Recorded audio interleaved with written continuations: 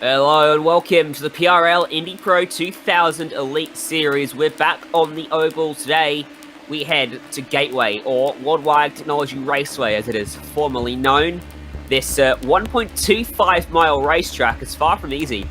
Both ends completely different from one another. Should provide plenty of great action today as we get into it here on the Global Sim Racing channel. My name is Ryan Jones. Alongside me is Oshin Pahako and Joe Peak behind the scenes, using cameras provided by Dougie Beer, DJ Clark as well in the pit reporters booth for this one. And let's take a look then at how we get around this Gateway circuit with our GSRC track guide.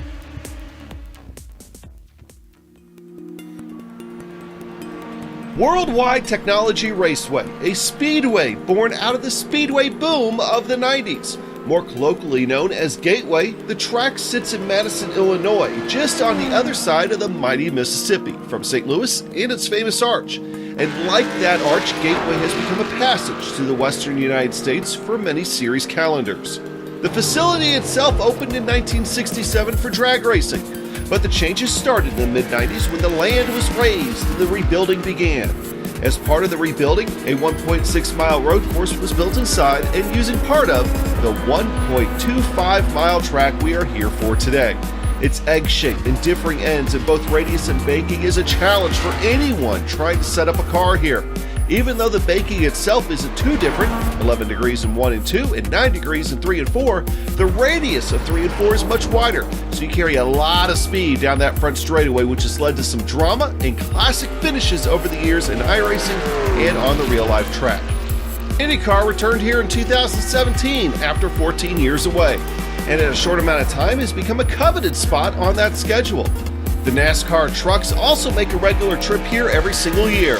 ARCA is more off and on, and we'll sometimes get some late model and super late model action here with more regional series.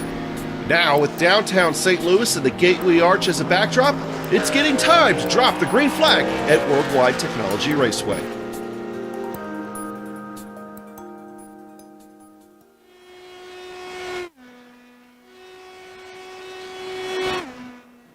As always, today's race is brought to you by SIMMSA. Simulation Motorsports Affinity provides many consulting services, from completely customizing simulators to managing teams, individual drivers, and complete events. They're working hard to bring organizations, companies, manufacturers, teams, and drivers together at one place to support and promote sim racing internationally. They're also bridging virtual and real motorsports by providing a network between these two, involving sim racers, real drivers, teams, managers, engineers, and of course, motorsport fans alike. You can find out more about how you can get involved at simsa.net. Now, Ozzy, what more do you want to tell us about this facility? Well, Worldwide Technology Raceway at Gateway, as it's very formally known, and the Gateway Motorsport Park, as people often say, and Gateway International Raceway, it's a 1.25-mile oval that's 2 kilometers long. And it's a very, very unique length. And it's a very, very unique oval as well, because it's not a cookie cutter at all. It's a fairly modern place. 11 degrees of banking in turns 1 and 2, 9 degrees of banking in turns 3 and 4, which are a lot wider. So there are two distinct ends to this oval as well, which you all got to learn. And as you know, it can be more difficult than it looks. It's not just about turning left. It's about, using that banking to your advantage, learning each and every corner, the entry, the midpoint, the exit, where the groove is going to be, and so on. So I think it's an excellent place for these little cars to have some racing, Ryan. Yeah, most certainly. Let's take a look at how the championship stacks up heading in to what is our 7th round of the season. Greg Sykes holding a 19-point margin, but he said last week that he's not comfortable heading into the oval circuits. He's put 240 laps of practice down at Gateway to try and make it stick. Mark McDonald sits in 3rd ahead of Nicholas Delp, and David McDonald pretty tight from 3rd on back. What about the teams, Ozzy? Well, the Teams Championship, it's the same story as it's been all season. It's the Rust Racing boys in 1 and 2, with Steel leading Iron by 42 points. Lavoie Motorsports rounding out the top 3, with Team Talent 3 White just 3 points behind, and Team Talent Kinetic rounding out the top 5, 76 points behind Rust Racing Steel. So out of those, and between those teams, between those drivers, we should have a pretty good race. But how is the race going to be run, Ryan? Yeah, race details here. It is going to be a 75 lap race or 55 minutes, whichever comes first, depending on how many cautions we get. Open setups as always, so you can make some adjustments, make it loose or tight, depending on how you want to drive it. Drive-throughs at 11 incidents, disqualification at 20. Although, as always, an oval racing, you get up there, you're probably going to be in a car that needs to be retired anyway. Bonus points for pole, fastest lap, and for receiving 3 incidents or less. Qualifying, by the way, is just about wrapping up. Throughout the race, if you want to see where your favorite driver is, make sure you head to gsrc.tv to keep a close eye on that and see what lap times they're doing right throughout the event. And if you want to get your company seen by an audience that consists of, over 1 million impressions each and every month, why don't you head down to the link in the description and find out how you can become a part of the global sim racing channel group, and you can get yourself seen by a wide and diverse audience. Indeed, and it's a wonderful, wonderful opportunity as well to get an eye on the audience that normally it's very, very hard to reach. These people, people use AdBlock, people use things like that. Well, on race like this with overlays and with sponsor callouts and such, hey, they can't stop us from calling out your company name. But yeah, we have the starting grid ready, I do believe, Ryan. And we do. It's oval-wise, not a very surprising top 2. Nicholas Delp, Andreas Ike sit on that front row, separated by 200 of a second. Daniel Zegers and Joshua Chin start 3rd and 4th ahead of Liam McQuinn and Andrew Wood. Mitchell Ian Green and Declan Eady are on row 4. Greg Seitz only starts 9th. David McDonald start alongside him in 10th. Daniel Cronifus starting 11th ahead of another David Sru, with Brandon Wilson 13th, Armando Edwards 14th, Mark McDonald 15th, Alex Guillon 16th, and Aaron Ruffs, Byrne Daly, Marshall Stanley, and Jean-Francois Matt, rounding out your top 20. And with that, I believe we have weather as well here, as weather happens everywhere. And for those details and a bit about strategy, we go to our pit reporter, DJ Clark. Hey guys, well, we are very hot here just outside of virtual St. Louis with about 89-degree ambient temperature Fahrenheit. That's about 31 Celsius. Track temperature is about 115 Fahrenheit, 46 degrees Celsius, 45% humidity with winds out of the northeast at 13 miles an hour. What is that going to mean for strategy? Well, it means that tires are going to be a big deal. It's going to be hot. We're going to see a lot of graining on the rear tires, specifically on that right rear. Fuel-wise, we can probably make it between 30 and 46 laps on a tank of fuel, do it on a one-stop, but I think anytime you're going to see a yellow, you're going to see these guys diving into the pits to get a new set of boots. The one thing to consider with that, if anybody has to make a pit stop under green, you have to adjust your line coming through 3 and 4 on a new set of tires. Tires will not warm up by that point, and they will have to lift through those corners, which are normally taken flat. So do not count a pass in the pits as completed until they cross the start-finish line. Thank you for that, DJ. Cars rolling off on their one and only formation lap now behind the iRacing.com Ford Mustang pace car. Both ends of the racetrack, completely different from one another. You see there 1 and 2. You cannot get through there at full throttle. 3 and 4, though, if you're in clean air, you can take it pedal to the metal all the way through. But that dirty air might be a factor, certainly, through the last half of the oval, because you will have to lift off as that car in front takes away the air that pushes your nose down into the ground and gives you that little thing called downforce, which makes all the difference. All of that to think about, plus so much more for these drivers. Over 75 laps here at Gateway, round 7. PRL Indy Pro 2000 Elite Series is green as Nicholas Delp gets us underway with a great early start, and we go racing.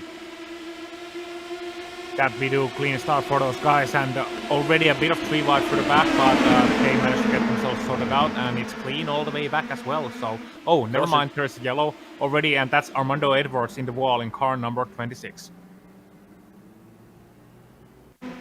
Hadn't made it all the way through Turbo 1 by the time that one came out. We'll get a replay here as Armando Edwards, maybe Brendan Wilson involved as well. 3 wide already. As we come across the stripe, what has happened here? Well, two separate incidents. There's going to be two cars, Brandon Wilson spinning out first, and Armando Edwards behind him. Just a separate incident spinning out as well, and actually hitting poor Brandon Wilson.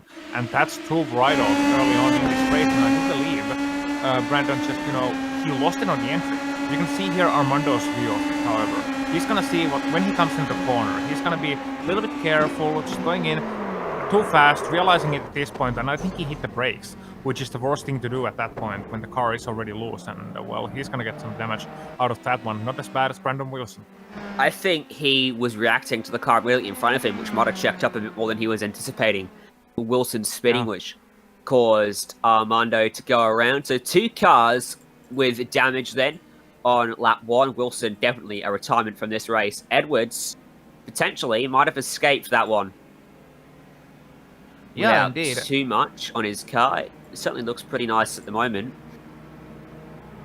Yeah, and Josh Chinklocks the fastest lap of the race. Hey. Yeah, they're on lap 3 under the caution. Yeah, Ryan, there's an interesting point about this track, and we'll go to DJ for this one. But we should get it out first and foremost, because it's a very interesting point, and you mentioned it earlier on. The pit entry here is not very easy. Yeah, that's right, guys. The pit entry point is coming into turn 3 and 4, but the actual pit lane doesn't start until you come around those turns and get onto the pit straight. Now, kind of based off of the quirks of the iRacing system, you cannot make a pass under yellow whatsoever, so you have to maintain that position through. So anybody who dives into the pits under yellow has to be looking out the right side of their car to make sure they don't pass anybody or get passed. I know I have been fully guilty of it running this in my own races, that I've tried to speed up and gain a few positions and will get a drive-through penalty that must be served under green. Yeah, so we'll keep an eye on that then when we get closer to the pit stop window in about 30 or 40 laps time. Shouldn't really be an issue either if we do get pit stops under green, because under caution it'll be a case if everyone follows the leader. As we've still got another lap to go under the pace car here, making us wait just a little bit longer. Now 3 and 4, it does seem easy on paper, the fact that you can take it at full throttle, but that little apex, the curb down the bottom side of the tarmac Aussie, where it really flattens out, can spin you around pretty quickly. Yeah, that it does, and it's something these drivers are gonna really have to watch out for, because you don't get curbs on the inside of mini ovals. You get aprons, but not curbs. And once you hit that, if you're a little bit too greedy on the inside line, if you have to pass someone, or if you just miss your line, then you're gonna be in a world of trouble, because those walls, they show no mercy, as we know.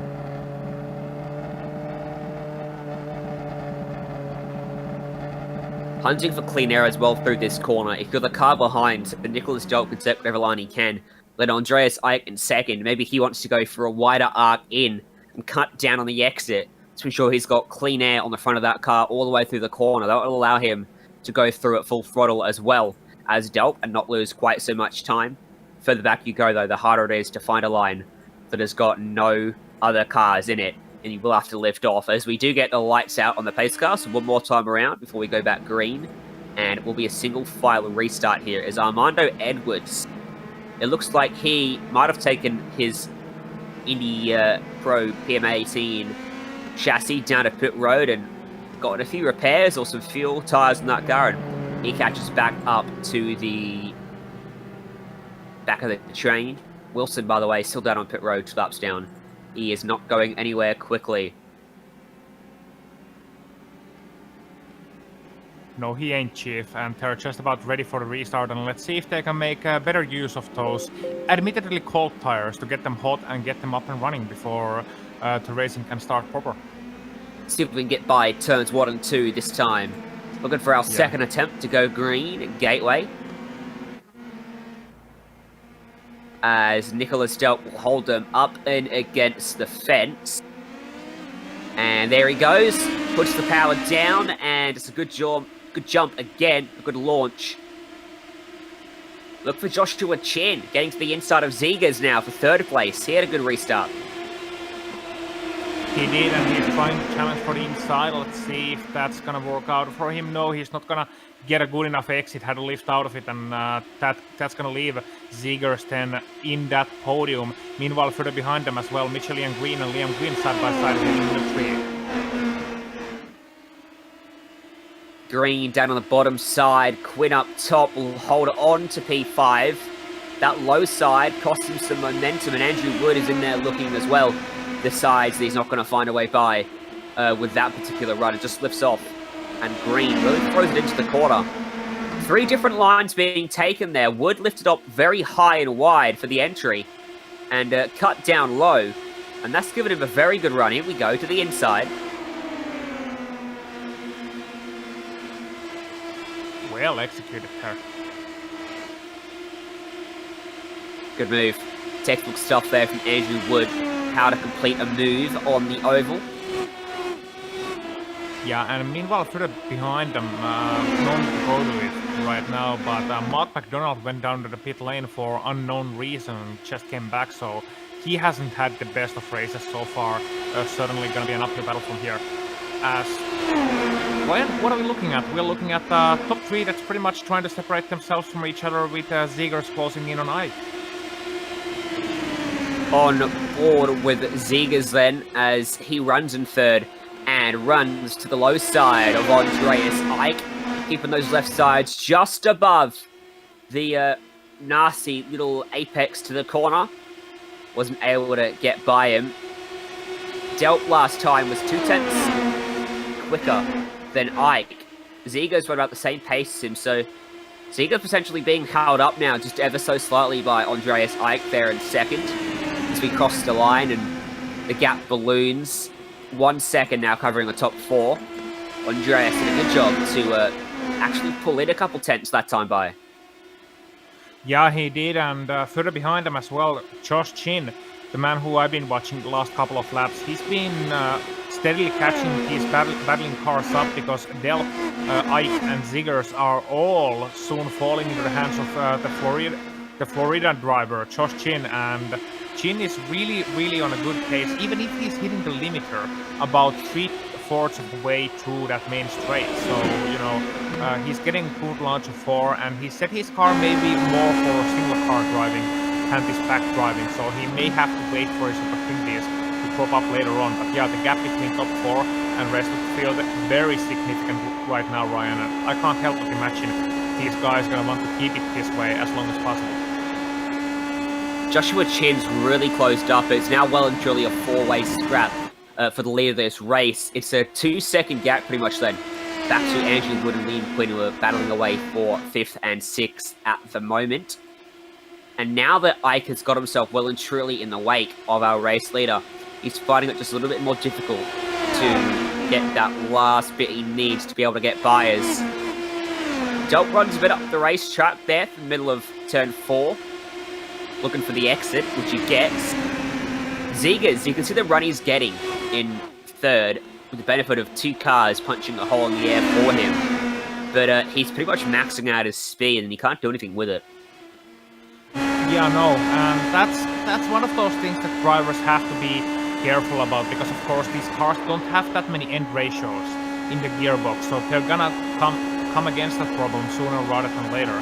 And as such, the draft is not as overpowered as it would be in otherwise, but still Zegers gets a good run, and he does this thing now where he gets alongside halfway through the straights, and both of them are going to max out. Let's see if Zegers is able to hold on.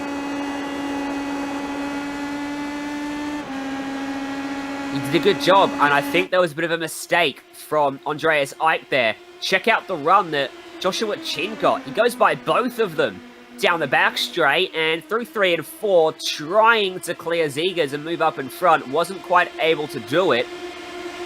And now Zegers starts to fight back up top with that momentum off the top of the banking. But that was a great opportunistic move from Chin. It'll work out for the most part.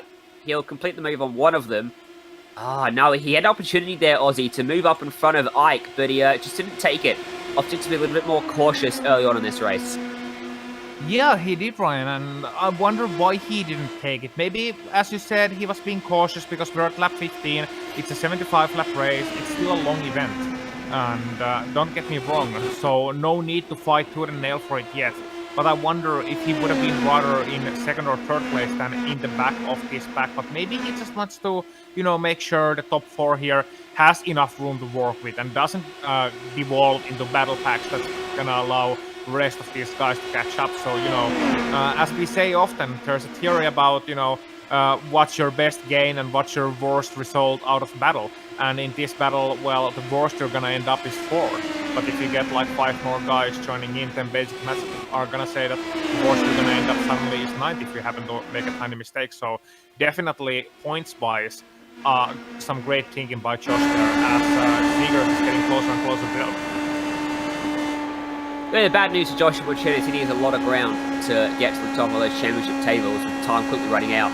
He might not get there. You just saw how Ziegler's got by and got to the lead of the race. A pretty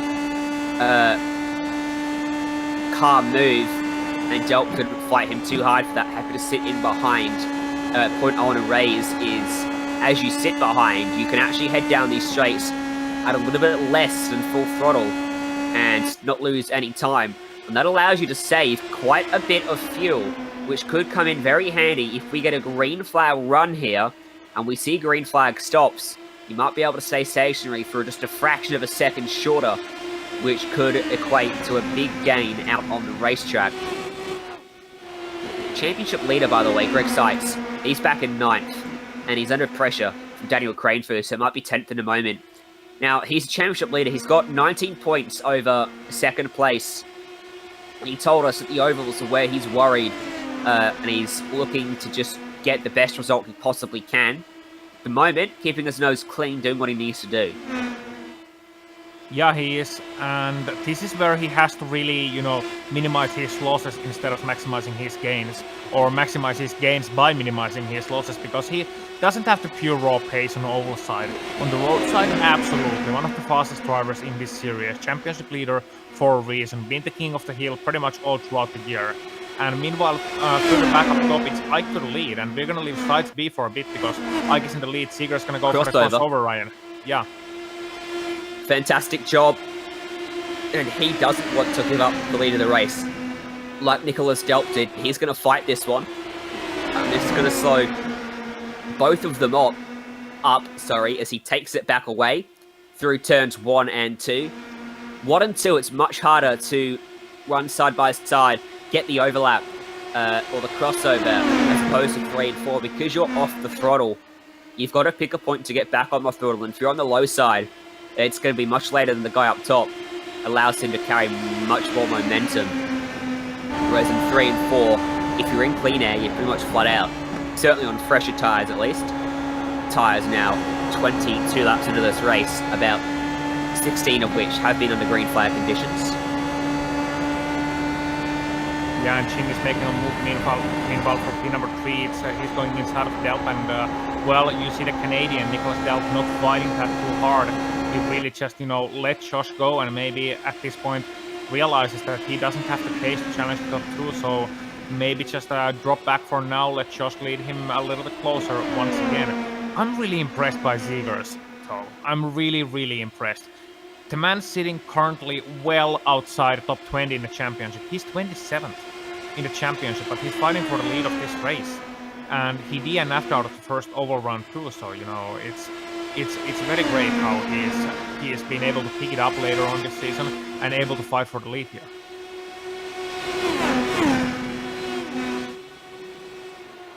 Delp potentially struggling now.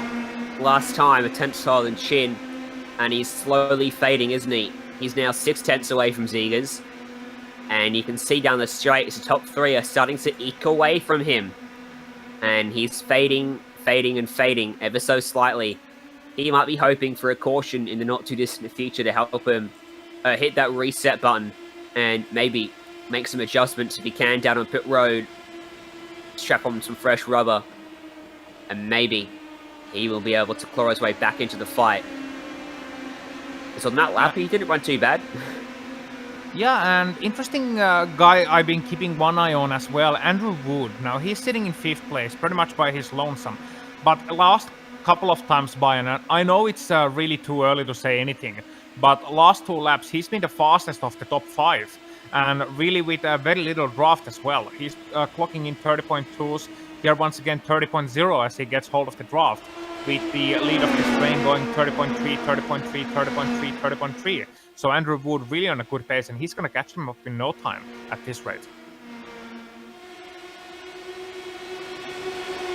Started this race from 6, got by Liam Quinn. About 5 or 10 laps into the run. And certainly now looking very fast. Clean air working very nicely for him. 30.28 that time by. 3/10 quicker than our race leader. Ziegler's potentially now starting to become the cork in the bottle. Maybe his setup is geared towards a shorter run. And as we get closer to the end of the run, the middle and longer stages, it's starting to fade, because here comes Andreas Eick to the inside. De Ziegers fights it this time. He's trying to, looking for the crossover that he got a few laps ago. It's not quite as strong. He has got the overlap here.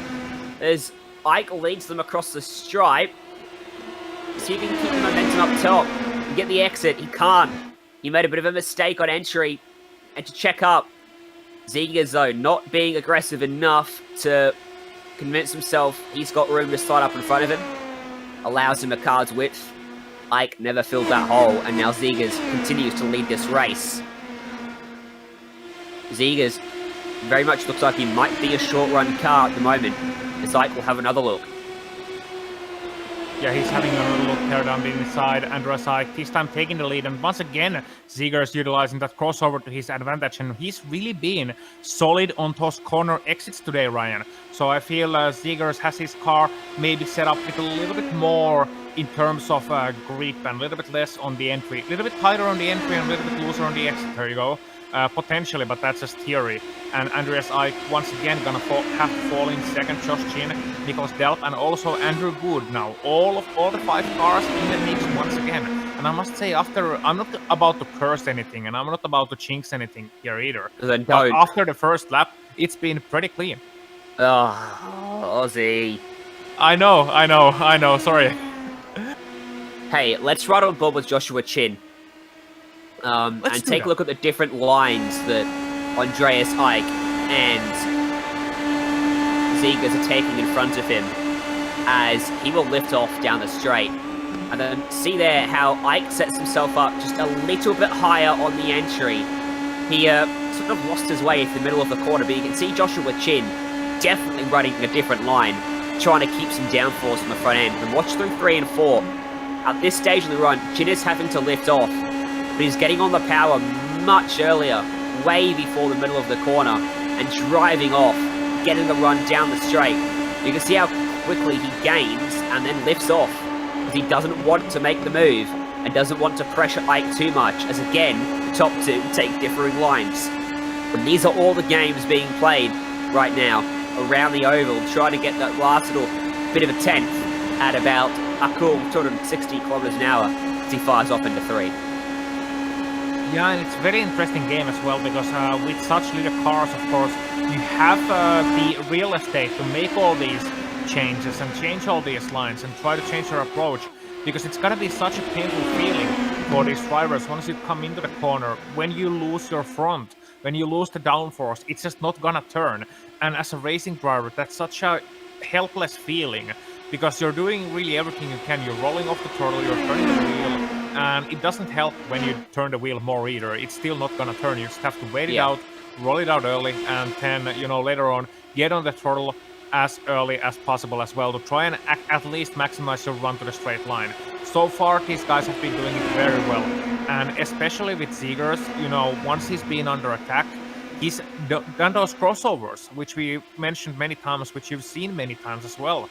And those crossovers really, they are a fruit of his patience, in a sense that he can identify when Eick is getting a run and when Eick is going to the inside.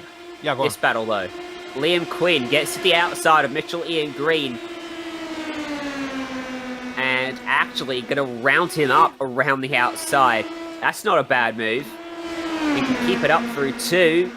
That's very smooth, and that's how you do it the long way around at Gateway. got to his right side through 3 and 4, completed it down at 1 and 2. Fantastic stuff from Quinn to take away P6. It's a long way behind Andrew Wood, though, who has now found himself on the back of the train. He's got to the gearbox of Nicholas Delp. Yeah, and we speculated earlier on if Delp is a car for a short run. And it might be the case. He might be, playing it safe, but I don't think he quite has the raw pace. And here comes Wood, and I think he's going to pass him. No, he's going to wait. So that's very interesting from Wood. And Ryan, can you imagine a reason for that, for Andrew Wood? Because I thought if he was faster, he wants to, could be fuel. He's been running by himself for quite some time. He's been making his own hole in the air for quite a long time, using up more fuel than the 3 guys in front of him, not including our race leader. C4 wants to save a little bit. All these drivers now are probably starting to err towards the side of this might go green towards the end, and so they're having to think about their pit stops. They don't want to be stationary for more time than necessary. Every little bit makes a difference. Especially on ovals, when you can't really make that much of a difference in terms of lap time.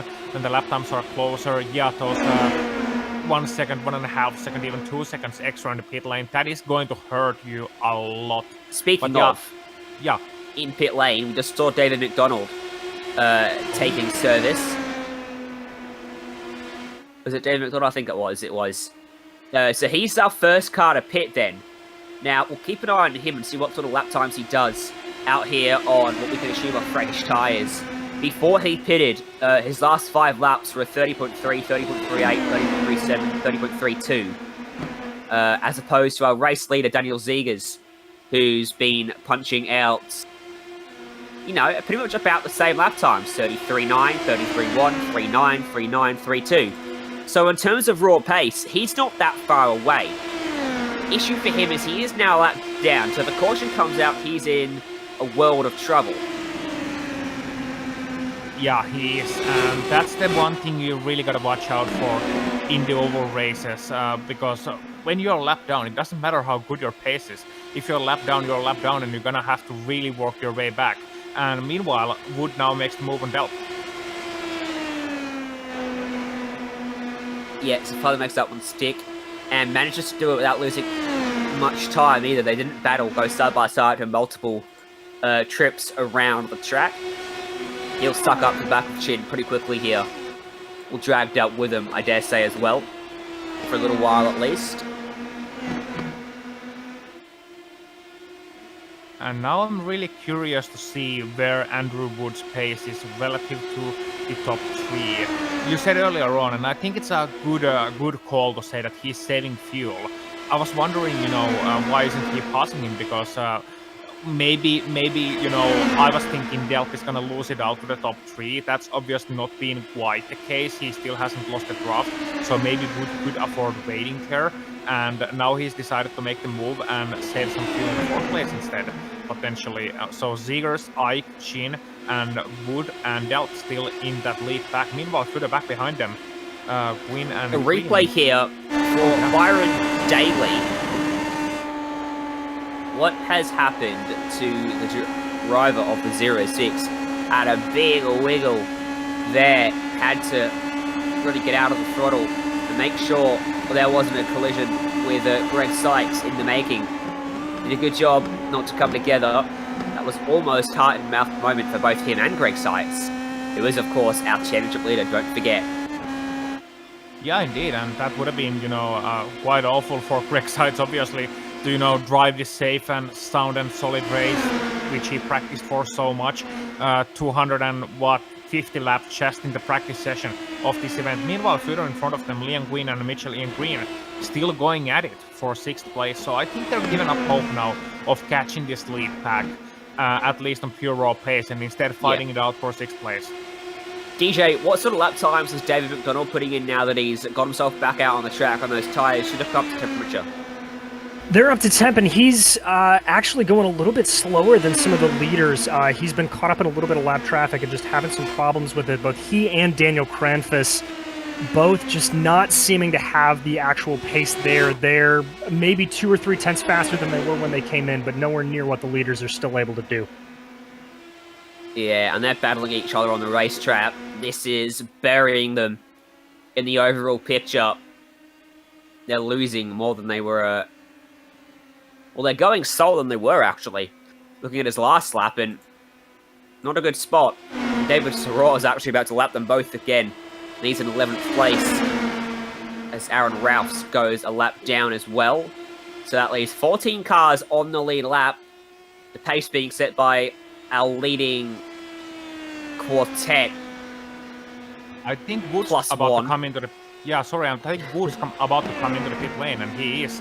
So Andrew Wood from 4th place, he came into the pit lane, so he's the first one of the leaders to open up the game. And earlier the guys pitted about halfway through, about lap 37-38, splitting this 75 lap race in two. But Andrew Wood here onto the pit lane, he's gonna come in at lap 46, and I'm gonna throw it to our pit reporter, DJ Park here. DJ, what do you make of Andrew Wood's move? Is it a pure strategy, or does he think that it's gonna be basically the end of his best performance?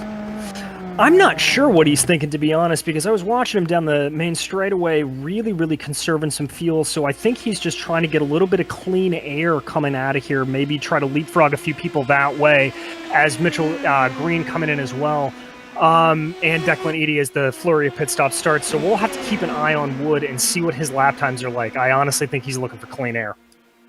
And he has gone a lap down as a result of that, as we just saw on the replay as well, while you were talking, Mitchell Ian Green wrecking, grabbing the fence on the outside of turn 2, spinning down to the infield, and having to take a tow back to pit lane. It didn't bring out the caution. We stay green. Daniel Zegers now has come to pit road. So that move from Wood has triggered a reaction from our race leader. He doesn't want to get undercut here. And this may in turn now bring Ike, Chin, and Dolp into the road as well, now that our leader of the race has made the dive to the lane. Yeah, that's very interesting. That's very interesting what this is going to do to this race. However, Ike and Chin are moving on as Delp is coming into the pit lane. Yeah, correct, Ryan. So we have 3 guys now from the top 5 who have taken their chances into the lane, and the top 2 are still going. So great job by those 2 guys to save a little bit of fuel, Andreas Ike and Josh Chin, to be able to keep going, but they're both gonna come in this time around. So not DJ, where's Zegers come out? Zegers has come out in 8th place right now. He has come out ahead of Wood, so it looks like he may have called that a little bit right to go over as he crosses the start-finish right about now. And Wood crosses now. So the gap between them is pretty much the same as it was before the pit stops.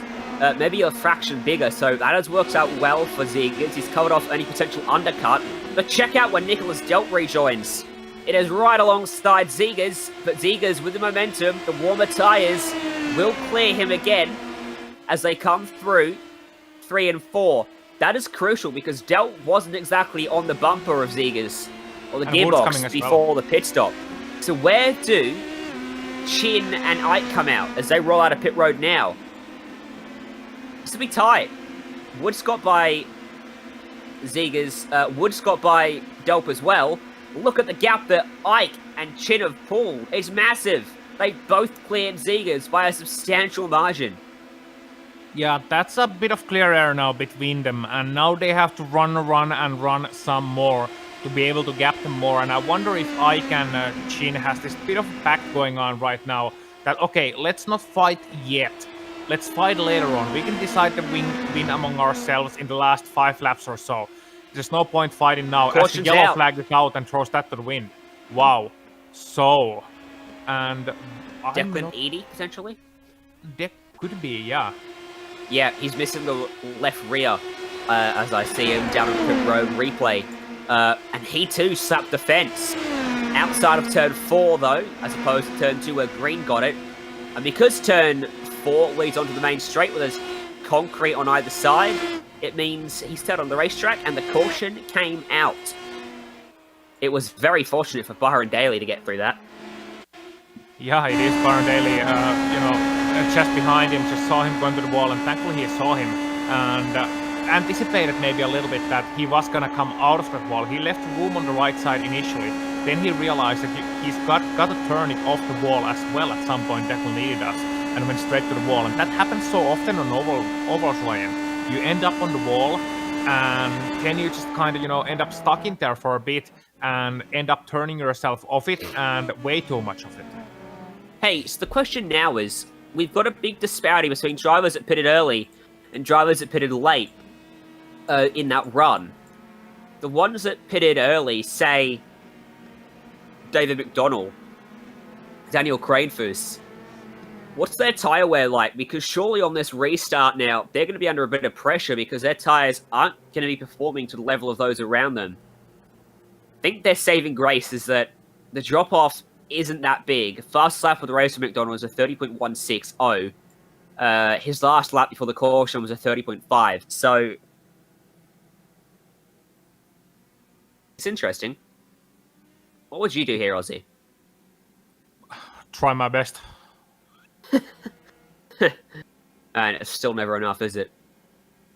Yeah. I mean, it's really one of those things where, well, I mean, if you're in the back of the field and it's under yellow, why not pit again?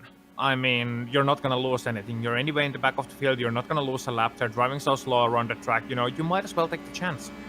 That would be my thinking on that situation. But who knows? If you're gonna end up out there on the track, with the bit of an older equipment and earlier pit stop, then maybe you're just thinking about right now about, okay, this is my second chance. Now I'm gonna get back in the pack. I'm gonna do things better than first time around, and I'm just gonna watch it basically.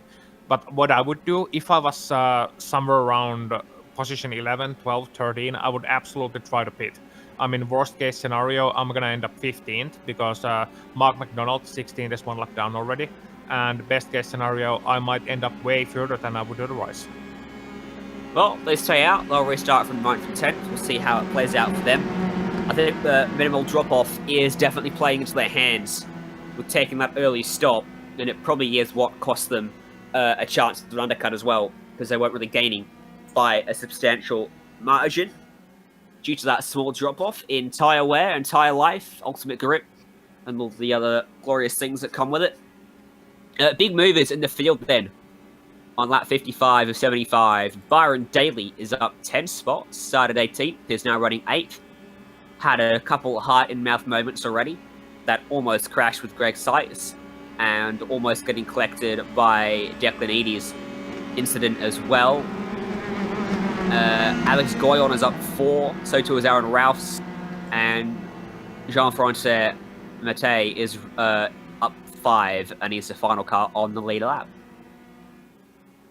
Yeah, he is. So great performances for all those guys, and especially for Byron Daly, someone like that.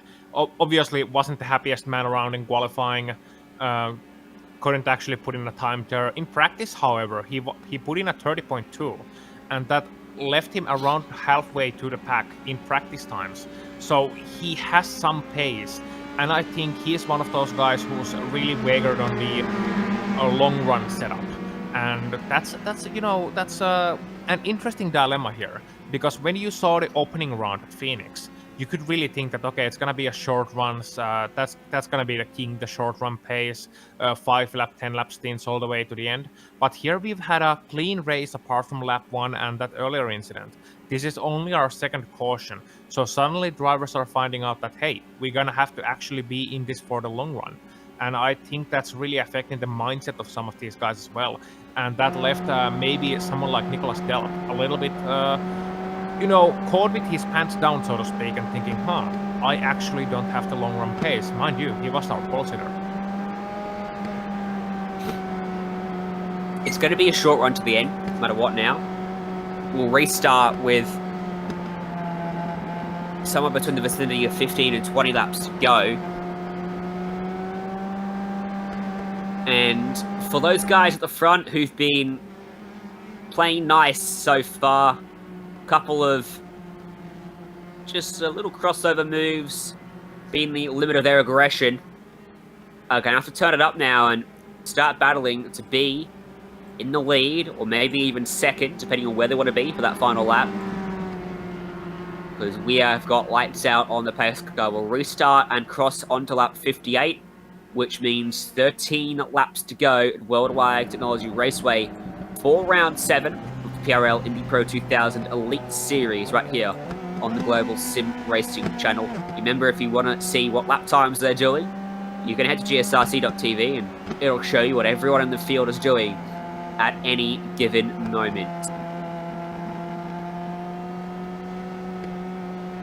And impress your friends with some knowledge as well, you know.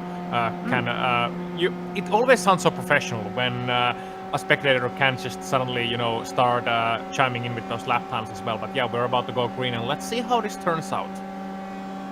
So Ike in control of the field. He can choose when he goes. Once the pace car peels off, which it's done now, he'll wait. He'll wait some more. He'll keep waiting. Gonna hold them very long. Now he goes. The green flag back in the air here at Gateway. Not a great launch. Chin's gone with him. Ziegler's with him. Then a bit of a gap back to Wood. And back to Delp, 4th and 5th. Strong for 1 and 2 though for Ike. Pulls a gap there. Yeah, further back behind them as well. Greg Sides, Liam Gwynn, Barn Daly, 6, 7, 8, very close to each other. Daly having to check up a little bit. And this is going to allow David McDonald back into the mix. So he's going to potentially make some gains and maybe help his teammate out there. Greg Sides leading this little pack along. Are they going to go 3 wide down the main straight? Oh, it's very, very close here. And David's that was a late defense from Liam Gwynn covering off McDonald.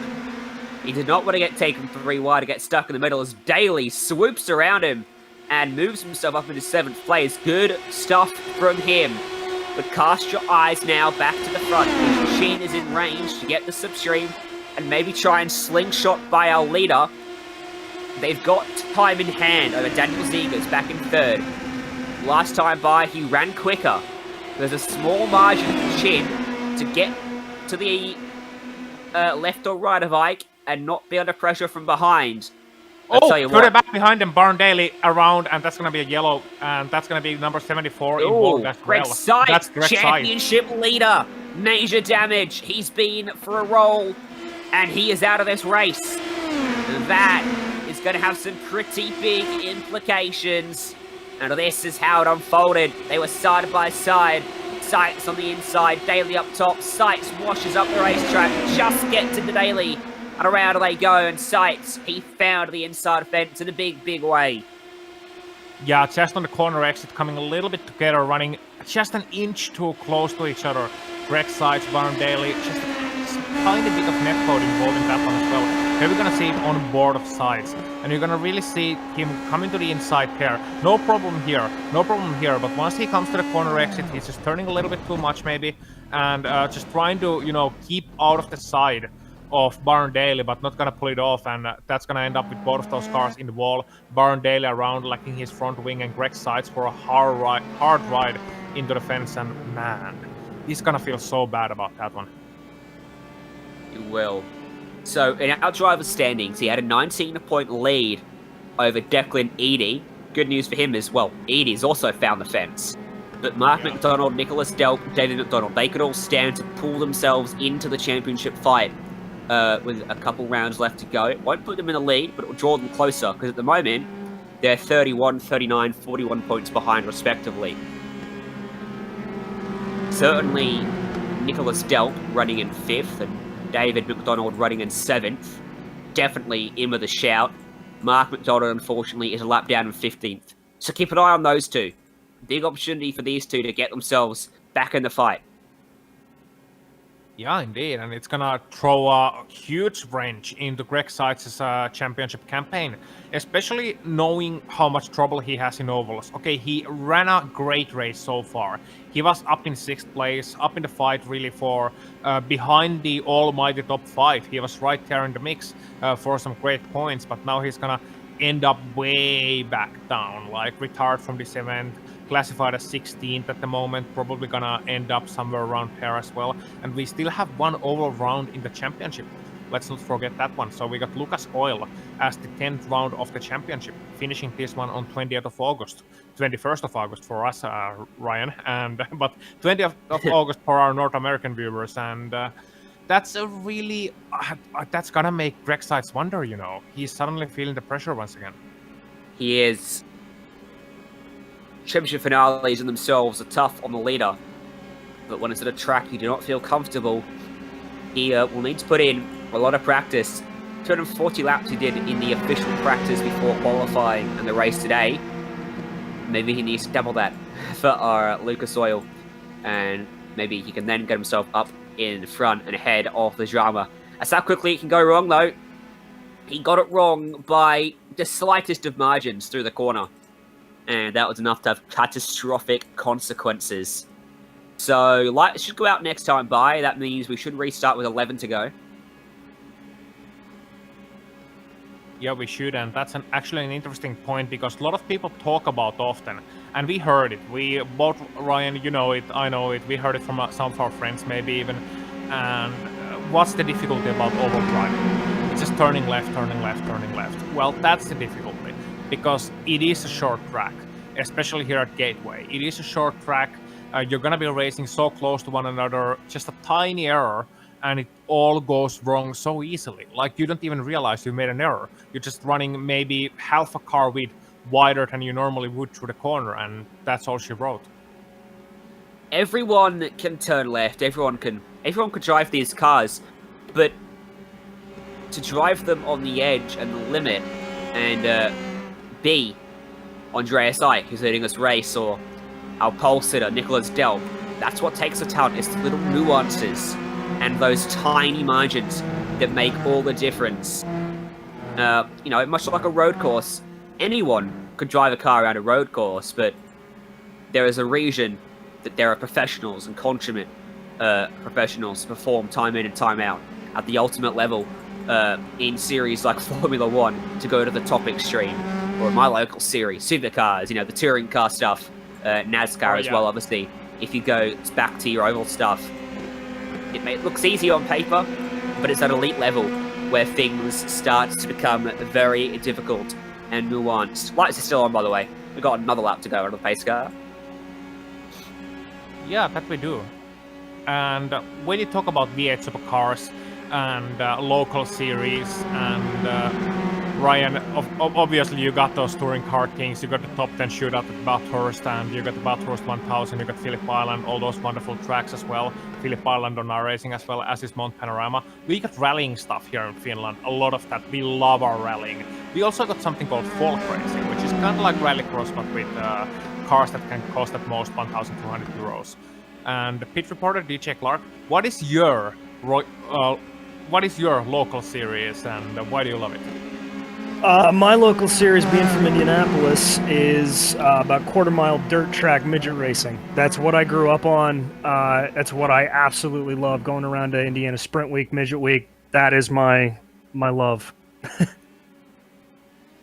Oh, that's see, I thought that was gonna go a different way, because you said I'm from Indianapolis, and I was like, oh, well, you're lucky. Yeah. This is the first year in 17 years I have not been to the 500, so yeah. Yeah, go figure. Well, it takes a toll on all of us. Ryan, we're just about to, I think, head for the final smash. Road to the Indianapolis 500. Yes, yeah. This is the road to the Indianapolis 500. These cars are part of the official Road to Indy ladder. PRL have their own Road to Indy ladder, and this is one of them. Coming back to the green. 10 laps to go. Green flag back in the air. Good job from our top three. Once again, small gap back to Wood, small gap back to Delp, who's under pressure from Liam Quinn. Down into turn one. Liam further back as well. Pretty clean restart for all of these guys. Going to get themselves back in line pretty quickly. Zegers, though, is going to make a move for the second place here, potentially on Josh Chin, and going to get through as well. Now, is Chin going to use some of his own medicine on Daniel Zegers? Yes, he is. Look at this, a crossover on Daniel Zegers, Ryan. Now, Zegers can steady himself. He can make it stick through turn two. And he will do that because a little bit too aggressive down low from Chin. Grabbed a little bit of the apron, or curbs, if you will. And that unsettled him and cost him some time. While they did that, Andreas Eich pulled a gap of close to a second. It's back down to half a second now. Zegers will start to reel him in. He goes 0.3 quicker on that last lap with 9 to go now. That 8 to go. Yeah, very interesting between the top 2 here and throughout all the field as well. But we're focused here on the battle between those guys, as Wood is gonna go on the inside of Chin now. Actually, for 3rd place, gonna look to the inside, and I don't think he's gonna make it. But there is certainly an intent here, and Josh Chin suddenly looking maybe a little bit slower than the leading duo. Essentially, his ultimate short run pace, not quite as good as it was earlier. Might have been masked by a lowered aggression level earlier on. As here comes Andrew Wood. Down to the inside. And can he keep it this time? Don't think he will. Interesting to note, Nicholas Delp still running 5th. David McDonald still running 8th. Looking to make big gains in their championship. As we cross the line, the margin is less than 0.2 of a second. There's 6 laps to go now. As Ike runs it down low, Zegers will run it to the top. Looking for that clean air to help push the car down into the racetrack and generate that downforce. Here he comes, big momentum to the inside for turn 3, trying to clear Andreas Ike, but Ike is going to fight it. He's gone to the top side. Joshua Chin is closing as well now. Zegers completes the move. He doesn't move up. Ike gets back to his right-hand side. Chin is right there behind them. 5 to go. Very interesting, and Zegers makes it through as well, but Ike is gonna come back on a crossover once again. Chin is just waiting, Wood is just waiting. This is gonna allow Delton to mix as well. Roll reversal through 3 and 4. Zegers does not want to get caught up high. He wants the crossover. He uses it. He takes it. He's going to get it back. Side by side, 2 by 2. They go. 4 to go. Here comes Chin. Big run to the inside. 3 wide into turn 1 for the lead of the race. How do they emerge? As 2 of them wobble. Zegers will keep the lead. Chin into 2nd. Andreas Ike back to 3rd. Caught on the outside, bottled in behind Chin, and on the outside of Wood now. So Zegers with a bit of a gap. They'll cross the line, they'll take 3 to go. And suddenly Chin might win this race just yet. Here he comes.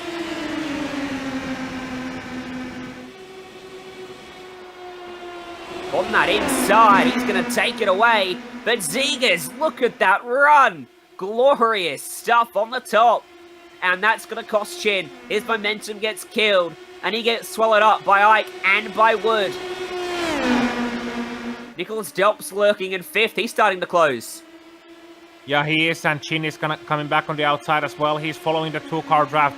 Wood made a bit of a mess of the exit, and Chin is going to pass him. And Chin is looking closer to Ike, but not quite close enough to make an overtake. So it's once again wide open between these guys with just 1.5 laps to go. And Josh Chin, he's looking strong, but Zegers in the lead, he's looking even stronger, yeah. He's got enough of a gap. The battling for 2nd is gifting this one to him. Through 3 and 4 for the penultimate time.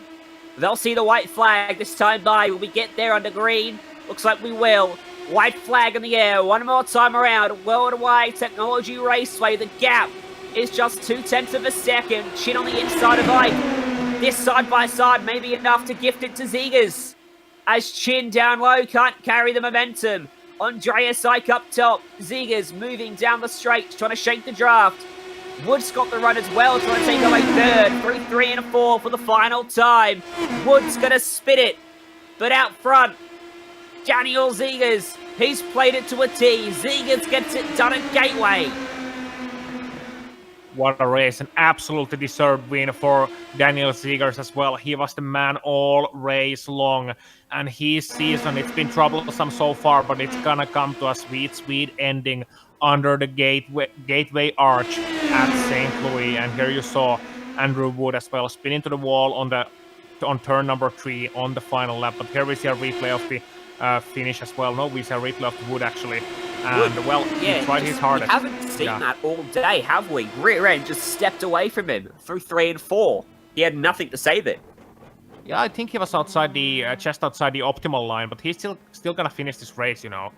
Just finished lap number 75 as well. Finished his almost 3-wheeled wagon that was crabbing one way and just coming across the line 13th. But yeah, good outside the optimal racing line. That's gonna cost him about 7 positions as we see the winners celebrate, Ryan. And what a pleasant sight that is. It is. Hey, we'll go to a break here on the Global Sim Racing channel. Wood, by the way, managed to just about creep across the line. When we come back, stay with us. We've got full results and interviews here from Gateway.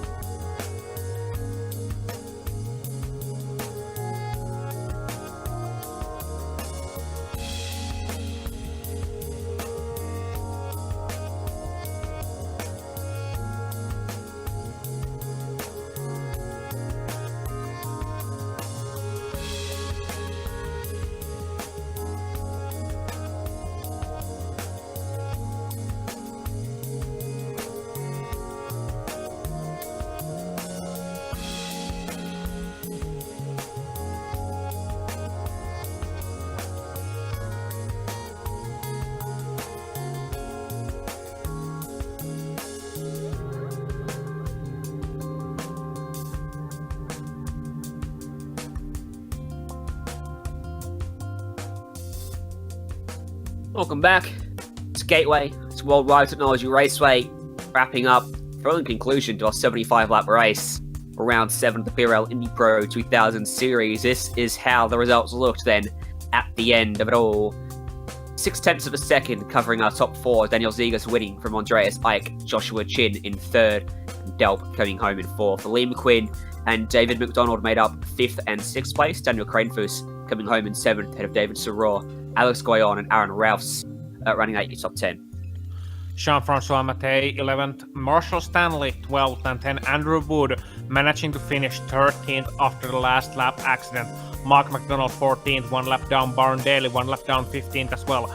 10, our championship leader, Greg Sides, classified as did not finish. 16th, Edie, Green, Edwards, and Wilson as well, retired out of this race. And with that, well, what a race, what a finish, and we have men to talk to about as well, Ryan. And you got the man himself here in car number 8 on the interview point. Yeah, Daniel Zegers, congratulations. That was a hard-fought win. Holy smokes, fellas. Man, what a race. What a team effort there, too. Yeah, it was a brilliant little battle. We had a great green flag run for the most part there, and then we set ourselves up, as so often you do at an oval, for a grandstand finish. You restarted from 3rd place. What were you thinking heading into that final restart? Well, I figured I was going to be the first one to pit, leading some laps there. I know Andreas and Josh were kind of sitting back, so they were going to have a little more fuel. They could run another lap or two, so the undercut was definitely in play. And then I came out in 3rd, but because the car actually ran out of fuel on pit lane and was sputtering, and then ran into the pit stall empty. Luckily, it didn't hurt too much, but car handled fantastic in traffic. And Andreas, Josh, and I, man, great battles. Man, there's a lot of talent out there, and it was just a pleasure to be a part of it. But yeah, coming out in 3rd, I don't know. I thought it'd be in a decent spot, but I know it's hard to pass here. You got to get a lot of momentum, and it worked out. Good win for you. We have another oval left in the season. We go to Lucas Oil to round it all off. Does this mean you're going to be coming back there, looking to double down on your oval win? Man, I hope so. A big shout out to Team Talent, to JHD, that working miracles for us, and the whole team. Big shout out there. I can't tell them my appreciation enough. We were very competitive at Phoenix. That was kind of a sore subject for me. I was in it for the win there, hunting the win at least there towards the end of the race. Got taken out. Ovals have been really kind.